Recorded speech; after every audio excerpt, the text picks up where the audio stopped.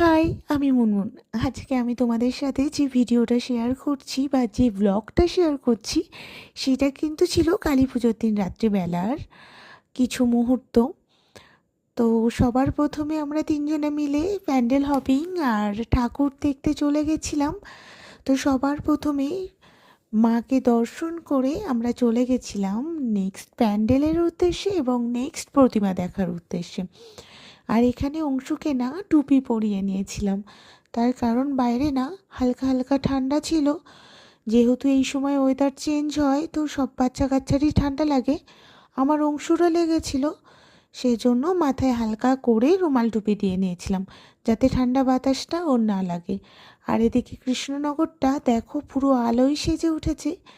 তো চলো এরপর দেখা যাক নেক্সট প্যান্ডেলটা।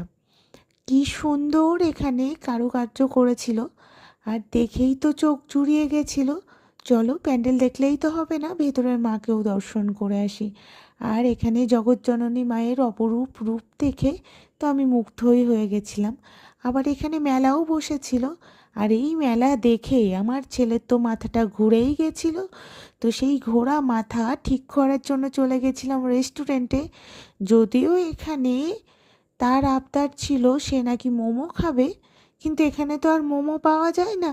তাই তার আবদার মেটানোর জন্য অর্ডার দেওয়া হয়েছিল chilli chicken, mixed fried rice আর বাটার নান।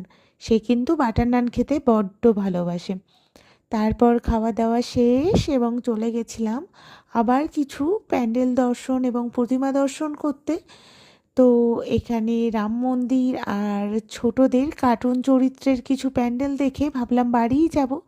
তারপর হঠাৎ করে মনে পড়লো চলো আর একটা প্যান্ডেল এদিকে আছে যেটা নাকি খুব সুন্দর হয়েছে, সেটা তো দেখাই হয়নি। গিয়ে দেখলাম না, তার কারুকার্য সত্যি খুব সুন্দর ছিল।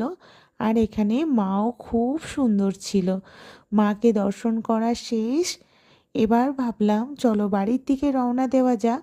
বাড়ির দিকে রওনা দিতে দিতে আর একটা প্যান্ডেল দর্শন করে ফাইনালি আমরা এখন বাড়ির দিকে রওনা দিয়ে দিয়েছি। তো চলো আজকের ভিডিওটা আমার এই পর্যন্তই থাক। আপনারা সবাই ভালো থাকবেন, সুস্থ থাকবেন। আবার দেখা হবে নতুন